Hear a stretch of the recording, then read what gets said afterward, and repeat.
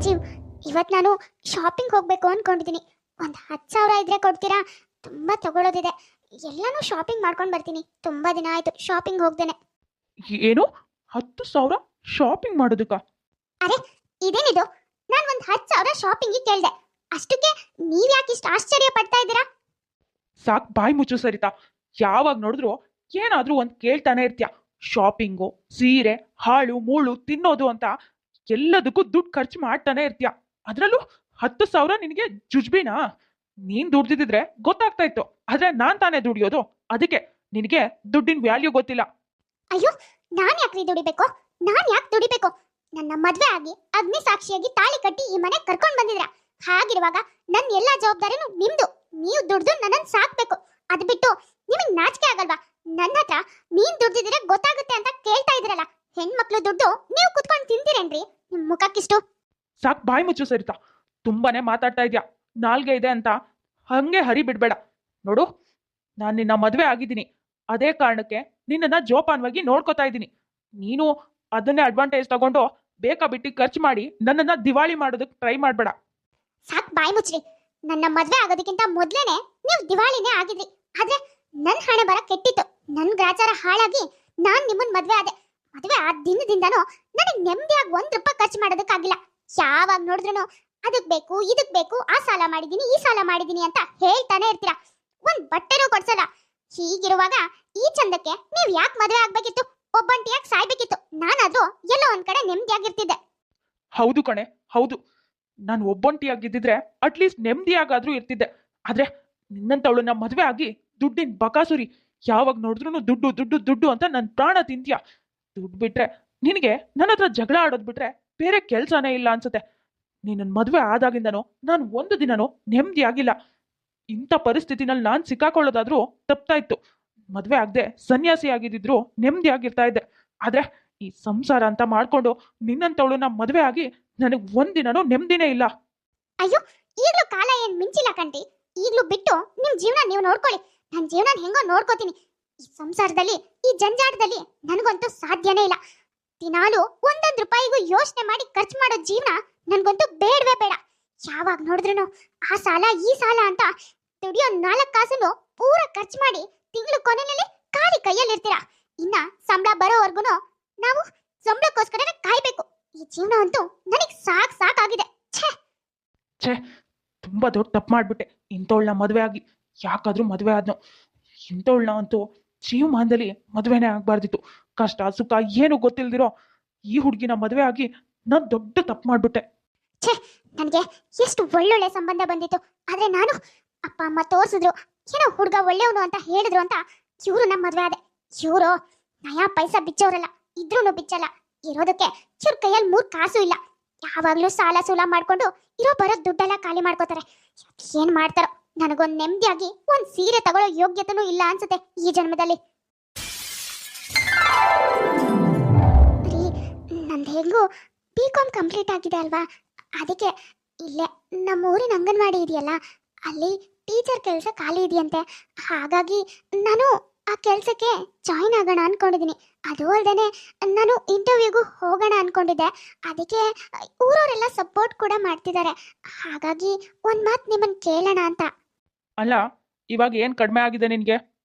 ಅಯ್ಯೋ, ಅದು ಹಾಗಲ್ಲ ರೀ. ಹೇಗೋ ಓದು ಬರಹ ಎಲ್ಲಾನು ಮಾಡಿರೋಳು.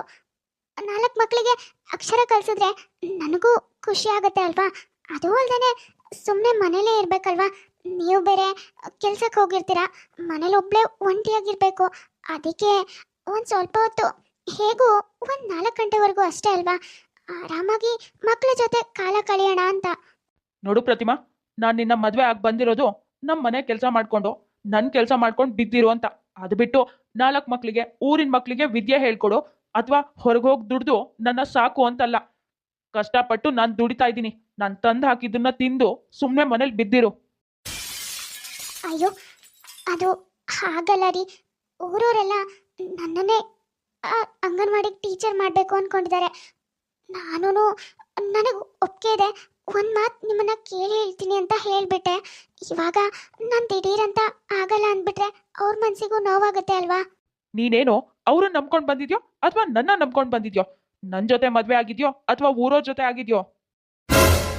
ಅಯ್ಯೋ, ಇದೇನ್ ಮಾತು ಅಂತ ಆಡ್ತಿದ್ದೀರಿ? ಅಲ್ಲ, ನೋಡು, ಈ ಮನೆ ಯಜಮಾನ ನಾನಿರುವಾಗ ಪ್ರತಿಯೊಂದು ನಿರ್ಧಾರನೂ ನಾನೇ ತಗೊಳ್ಬೇಕು.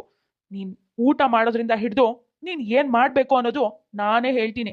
ನಾನು ತಂದಾಕಿದ್ದನ್ನ ನಾನು ಹೇಳಿದ್ದನ್ನಷ್ಟೇ ಮಾಡ್ಬೇಕು. ಅದು ಬಿಟ್ಟು ಈ ಮನೆಗೆ ನೀನೇ ಯಜಮಾನಿ ಆಗೋದಕ್ಕೆ ಟ್ರೈ ಮಾಡಬೇಡ. ಈ ಮನೇಲಿ ನಿಂದೆಷ್ಟಿದ್ಯೋ ಅಷ್ಟು ಕೆಲಸ ಮಾಡ್ಕೊಂಡು ಬಿದ್ದಿರು. ಅದು ಬಿಟ್ಟು ಊರವ್ರನ್ನೆಲ್ಲ ಮೆಚ್ಚೋ ಅಷ್ಟು ಏನು ಮಾಡ್ಬೇಕಾಗಿಲ್ಲ. ಕೆಲಸ ಮಾಡ್ತಾಳಂತೆ ಕೆಲಸ. ಮನೇಲಿ ನಾನು ತಂದು ಹಾಕಿದ್ದನ್ನ ದನ ತಿಂದಂಗೆ ತಿಂದು ಹಂದಿ ಬೆಳ್ದಂಗೆ ಬೆಳೆದಿದ್ದಾಳೆ. ಒಂದು ಕೆಲಸನೂ ನೆಟ್ಟಗೆ ಮಾಡೋದಕ್ಕೆ ಬರಲ್ಲ. ಇವಳು ಹೊರಗಡೆ ಹೋಗಿ ಕೆಲಸ ಮಾಡ್ತಾಳಂತೆ. ಛೇ, ಬೆಳಗ್ಗೆ ಬೆಳಗ್ಗೆನೆ ನನ್ನ ಮೂಡೆಲ್ಲ ಹಾಳು ಮಾಡಿದ್ಲು. ಅದೇನಂತ ನನ್ನ ಮದುವೆ ಆಗಿದ್ಲು ದರಿದ್ರದವಳು. ಅರೆ ಸರಿತಾ, ನೀನೇನೆ ಇಲ್ಲಿ? ಎಷ್ಟು ದಿನ ಆಯ್ತೆ ನಿನ್ನ ನೋಡ್ದೇನೆ. ಕಾಲೇಜ್ ಎಲ್ಲ ಮುಗಿದ್ಮೇಲೆ ನಾನು ನಿನ್ನ ನೋಡಿದ್ದೇ ಇಲ್ಲ ಕಣೆ. ಇದೇನೆ ದಿಢೀರಂತ ನನ್ನ ಎದುರಿಗೆ ಪ್ರತ್ಯಕ್ಷ ಆಗಿದ್ಯಾ? ನನಗಂತೂ ನಿನ್ನ ನೋಡಿ ತುಂಬ ಖುಷಿ ಆಗ್ತಿದೆ ಕಣೆ. ಹೌದು ಕಣೆ, ನಾನು ನಿನ್ನ ನೋಡ್ದೆ ತುಂಬ ದಿನನೇ ಆಗಿತ್ತು. ಇವತ್ತು ವೀಕೆಂಡ್ ಅಲ್ವಾ, ಹಾಗಾಗಿ ನನ್ನ ಗಂಡಂಗೆ ಲೀವ್ ಇತ್ತು. ಅದಕ್ಕೆ ಹೊರಗಡೆ ಹೋಗಿ ಬರೋಣ ಅಂತ ಕರ್ಕೊಂಡು ಬಂದೆ. ಹೌದು, ನೀನೇನೆ ಇಲ್ಲಿದ್ಯಾ? ನಾನು ಅಷ್ಟೇ ಕಣೆ, ನನ್ನ ಗಂಡಂಗೆ ಲೀವ್ ಇತ್ತು. ಹಾಗಾಗಿ ಹೊರಗಡೆ ಹೋಗಿ ಬರೋಣ ಅಂತ ಅವರೇ ನನ್ನ ಕರ್ಕೊಂಡು ಬಂದರು. ನನಗೆ ಹೀಗೆಲ್ಲ ಸುತ್ತಾಡೋದು ಅಂದರೆ ಅಷ್ಟೇನು ಇಷ್ಟ ಇಲ್ಲ ಕಣೆ, ಆದರೆ ಅವ್ರಿಗೆ ತುಂಬ ಇಷ್ಟ. ಅದಕ್ಕೆ ಹೌದಾ, ಒಳ್ಳೇದಾಯ್ತು ಬಿಡು. ಅಂತೂ ಇಂತೂ ಹೇಗೂ ಇಲ್ಲಿಗೆ ಬಂದಿದ್ಯಾ, ಶಾಪಿಂಗು ಅದು ಇದು ಅಂತ ಇವತ್ತು ಎಲ್ಲಾನು ಮುಗಿಸ್ಕೊಂಡು ಹೋಗ್ಬಿಡು. ಇನ್ನ ಒಂದು ವಾರನೇ ಬೇಕು ನೀನು ಮತ್ತೆ ಶಾಪಿಂಗ್ ಹೋಗೋದಕ್ಕೆ. ನೀನು ಹೇಳೋದು ಸರಿ ಅನ್ನೋ. ಪ್ರತಿಮಾ, ಟೈಮ್ ಆಗ್ತಿದೆ. ಸೀರೆ ಬೇರೆ ಪರ್ಚೇಸ್ ಮಾಡಬೇಕು. ಬಾ ಹೋಗೋಣ. ಹಾಂ ರೀ, ಬಂದೆ. ಸರಿತಾ, ಸರಿ ಕಣೆ, ನನಗೆ ಲೇಟ್ ಆಗ್ತಿದೆ. ನಾನಿನ್ನು ಹೊರಡ್ತೀನಿ ಆಯ್ತಾ? ಇನ್ಯಾವತ್ತಾದರೂ ಸಿಗೋಣ. ಹಾಂ ಸರಿ ಕಣೆ ಪ್ರತಿಮಾ, ನಾನು ಇನ್ನು ಹೊರಡ್ತೀನಿ. ನಾನು ಶಾಪಿಂಗ್ ಅದು ಇದು ಅಂತ ತುಂಬ ಮಾಡೋದಿದೆ. ರೀ ಬನ್ರಿ, ಟೈಮ್ ಆಗ್ತಿದೆ. ಶಾಪಿಂಗ್ ಮಾಡಬೇಕು, ಹಾಗೆ ಹೋಟೆಲಿಗೆ ಹೋಗಿ ಊಟ ಬುಕ್ ಕೂಡ ಮಾಡಬೇಕು. ಹಾಂ ಸರಿ ಸರಿತಾ, ಬಾ ಹೋಗೋಣ. ಟೈಮ್ ಆಗ್ತಿದೆ.